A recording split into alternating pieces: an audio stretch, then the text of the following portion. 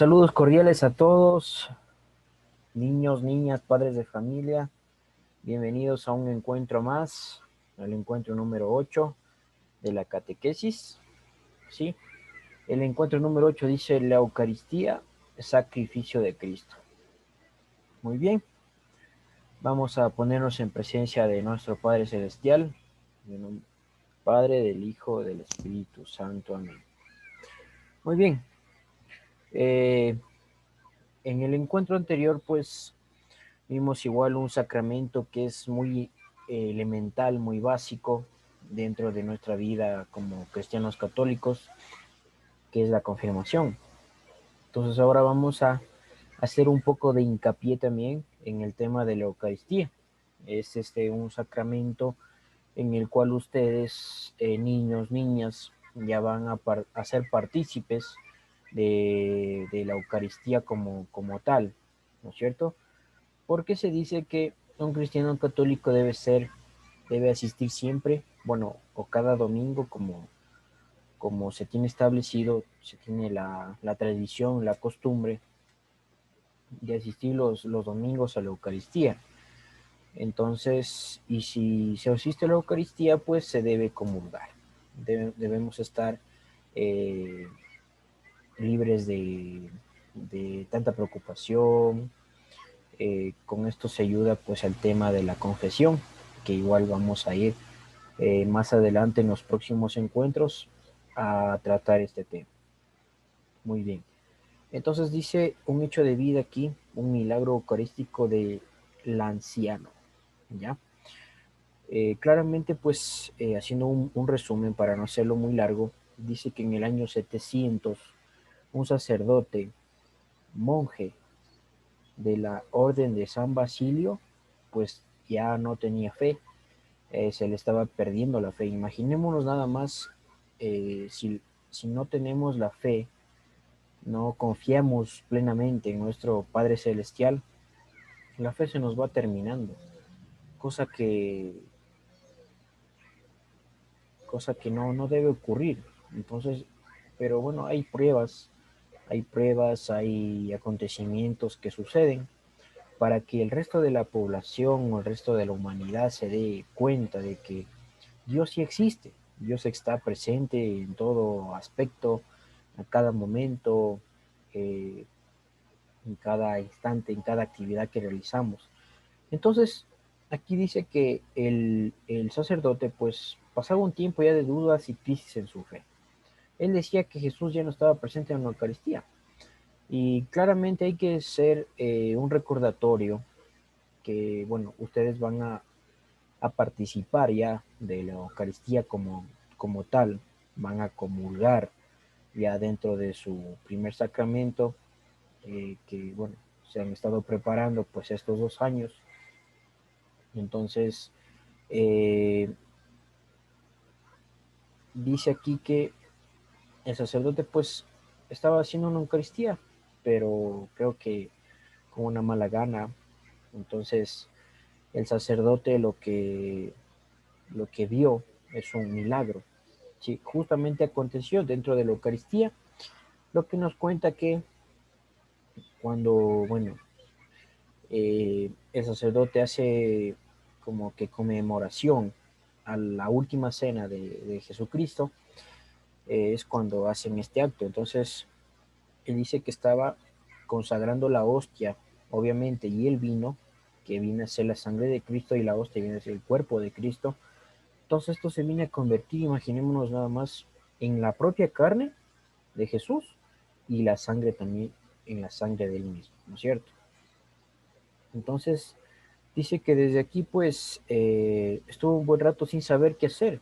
Claro, obviamente, cuando a nosotros nos llaman la atención, nosotros nos quedamos natos, no sabemos qué hacer, nos quedamos con el cerebro en blanco, como que hipnotizados. Entonces, el sacerdote de igual manera, entonces imaginémonos nada más aquí.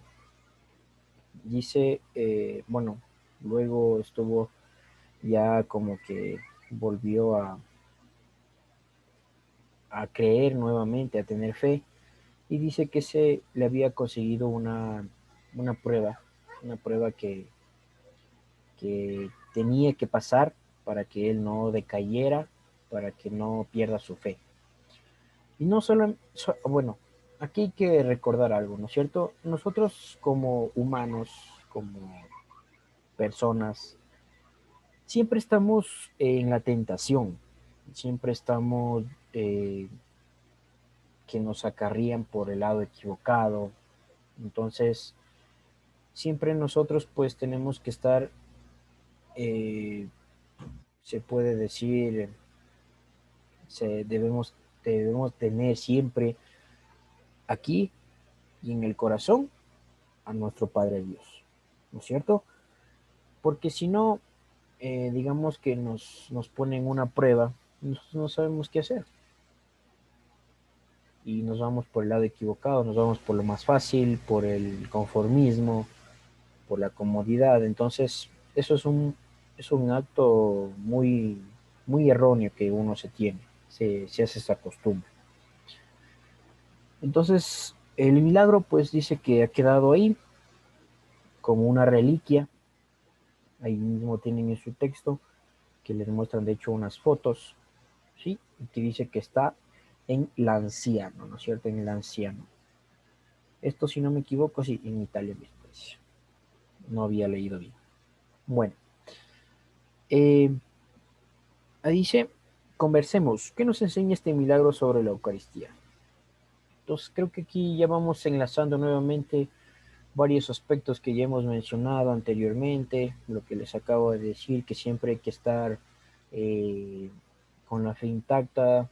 Claro que, como les digo, como humanos tenemos decaídas, tenemos, no sé, actos que se nos vienen de repente, así, y son pruebas, porque Dios nos pone a prueba, nos dice, a ver, pongámosle un ejemplo.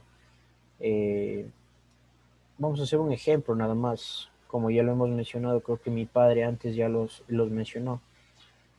Digamos que en una familia eh, hay un drogadicto, dentro de una familia de papá, mamá, hijos, y obviamente hay un varón, digámoslo así, un drogadicto. Entonces nos pone a prueba. Eso es una prueba que nuestro Padre Dios nos pone. Entonces, ¿qué es el drogadicto? El drogadicto se droga, obviamente, con marihuana, con la cocaína, un sinnúmero de drogas que existe, pero son las más conocidas. Y de hecho creo que ustedes en la escuela ya han de por ahí saber un poco.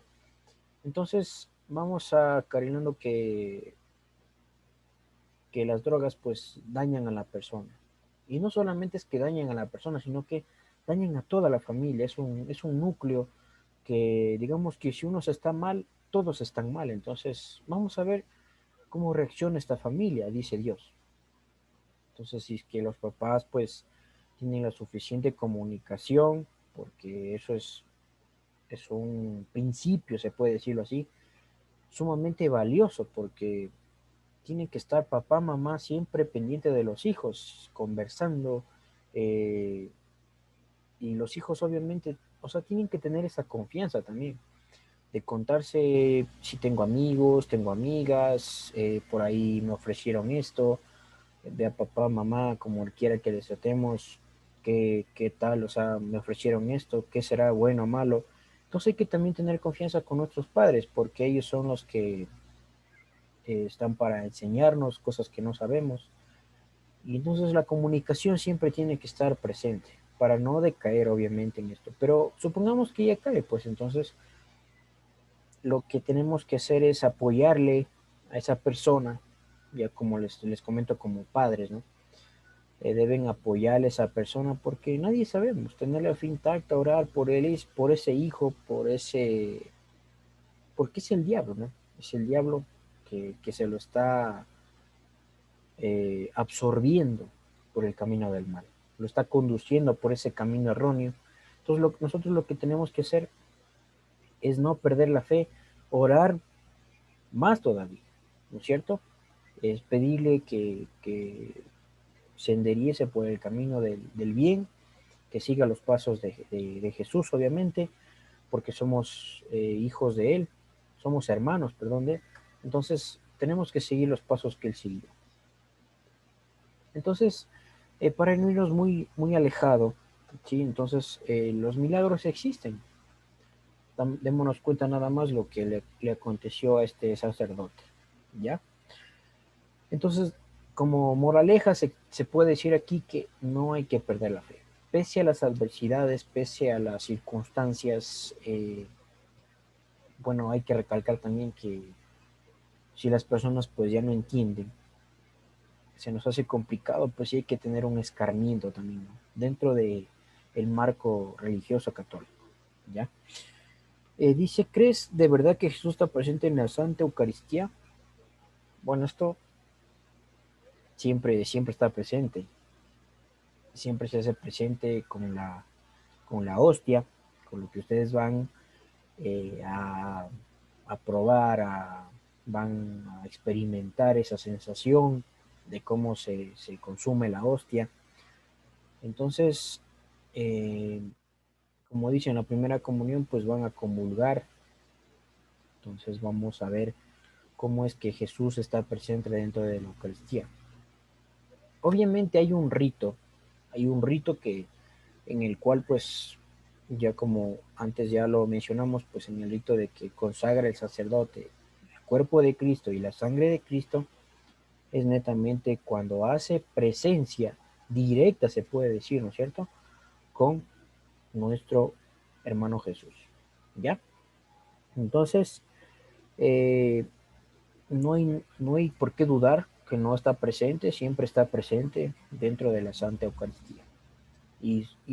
Bueno, como les repito, nuevamente ustedes van a comulgar y van a tener esa sensación de, de poder degustar, de sentir, como les digo, esa sensación de que está presente dentro de nosotros ya el verdadero alimento que es el cuerpo de Cristo. Dice la Biblia nos enseña, por lo que a mí me toca, por lo que a mí toca, del Señor recibí la tradición que les he transmitido a saber que Jesús es el Señor. La noche en que iba a ser entregado tomó pan y después de dar gracias lo partió y dijo, esto es mi cuerpo entregado por ustedes. ¿Por qué dice esto? ¿Por qué dice entregado por ustedes? Creo que aquí hay una pregunta, de hecho, ¿a qué se refiere? Sí, será entregado por nosotros. Hagan esto en memoria mía, dice. Igualmente, después de cenar, tomó el cáliz y dijo, este cáliz es la nueva alianza sellada con mi sangre. Cuantas veces beban de él, háganlo en memoria mía. Entonces, para que puedan responder esas dos preguntas que les hace a continuación en el texto, vamos a explicarles un poquito. A lo mejor ustedes, pues, dentro de, bueno, yo sé que el año anterior ni este año, pues, creo que se va a hacer posible estar presente en los ritos de la Semana Santa. Entonces, creo que sí se nos va a hacer un poquito complicado, por lo que no está nada presencial, pero bueno, siempre creo que los padres de familia les han de haber enseñado un poco sobre este acontecimiento que es la Santa Eucaristía, que de hecho siempre se la hace como eh, una fiesta o un recordatorio, se puede decir, el Jueves Santo, cuando es el famoso lavatorio de los pies. Entonces ahí es cuando Jesús pues hace este acto de la última cena, como le conocemos todos los que estamos surgidos en el tema de la, de la, perdón, me olvidé lo que les iba a decir, en el tema de la Semana Santa. Entonces, eh, la Eucaristía, perdón, la Eucaristía, ¿ya? Entonces, aquí dice, esto es mi cuerpo entregado por ustedes. Aquí hace referencia a esto, a que había un apóstol que lo acompañaba a él y que le dijo justamente que él iba a ser el que lo iba a entregar, porque las escrituras estaban ya dadas y tenía que cumplirse nada más. Entonces, obviamente vamos dándonos cuenta que aquí también hay un apóstol que perdió su fe, Jesús lo eligió para que lo acompañara durante todo el trayecto que él tenía que cumplir. Lo escogió a él desde dentro de tanta multitud que lo seguía. Entonces, imaginémonos nada más que desde ahí pues hay una prueba de fuego, que Judas Iscariote pues desmayó, se dejó llevar por la riqueza, por la ambición. Entonces ahí nada más vamos viendo por qué existe también el narcotráfico, el tema del enriquecimiento ilícito, que siempre estamos escuchando dentro de la prensa, de los periódicos, de los noticieros de televisión. Entonces, es un claro ejemplo que dentro de las escrituras pues nos hablan y nosotros somos los que nos encargamos de hacerlo realidad, ¿no es cierto? Siempre, siempre dentro de la Biblia está escrito diferentes anécdotas que se pueden asemejar a la vida cotidiana ya dentro de nosotros. Pero lo que dice Adán será entregado por ustedes. Entonces obviamente Judas lo entregó, hizo como que un trueque, un cambio, lo vendió, mejor dicho. Le dijo, vean, ve Judas, toma estas 30 monedas de oro, de plata, y entréganos a Jesús porque lo queremos crucificar, no queremos que nos siga llevando por el bien. Entonces imaginémonos nada más que nosotros somos llevados por el mal. Siempre terminamos haciendo algo equivocado, algo erróneo, no tenemos en nuestra cabeza a nuestro Padre Celestial, como ya les mencioné anteriormente. Siempre estamos tentados por el Satanás, por el diablo. Entonces hay que hacer un poco de reflexión también en todo lo que uno se está realizando o se va a realizar, ¿ya? Entonces vamos también, dice, después de cenar tomó el cáliz y dijo, este cáliz es la nueva alianza sellada con mi sangre, ¿ya? Cuantas veces beban de él, háganlo en memoria mía. Igual, este es un acto que el sacerdote pues realiza dentro de la Eucaristía, dentro del rito que hacemos de el cuerpo y la sangre de Cristo. Muy bien. Entonces aquí dice, reflexionemos para que ustedes lo lean pues tranquilamente dentro de su casa, dentro con sus familias. Dice, Jesús nos regaló este sacramento cuando el Jueves Santo, en la última cena. Entonces aquí claramente ya está dicho lo que les he explicado un poco. Dijo unas palabras muy especiales sobre el pan y sobre el vino. Tomen y coman, esto es mi cuerpo que será entregado por ustedes. Entonces dice que con estas palabras el Señor anticipó su sacrificio en la cruz. ¿Ya? Un mandato muy importante, dice, después de pronunciar las palabras sobre el pan y el vino, Jesús dijo, hagan esto en memoria mía. Dice, esto significa que los apóstoles debían hacer siempre presente lo mismo que hizo Jesús en la noche del Jueves Santo. Y obviamente esto es lo que se viene realizando ya desde los apóstoles nos dejaron ese legado o esa herencia, se puede decir, y los sacerdotes pues lo realizan para que nosotros igual tengamos un poco de presencia, ¿no es cierto?, dentro de esa actividad que se realizó cuando Jesús todavía vivía. Dice, no es un simple recuerdo. Cuando nosotros pensamos en alguna fecha importante como un cumpleaños o alguna fiesta nacional, los feriados, las vacaciones, que nosotros siempre estamos pendientes, ¿no es cierto?, de que en la escuela dicen, chuta, de aquí ya nos vemos el próximo martes, o solamente tienen clase hasta el jueves, viernes, sábado, domingo tienen vacaciones, siempre lo estamos recordando. De hecho, hasta en los calendarios anotan ahí ya, dicen, es feriado. Entonces dice, estos momentos no se hacen verdaderamente presentes, sino que los recordamos con alegría y aprendemos algo de ellos.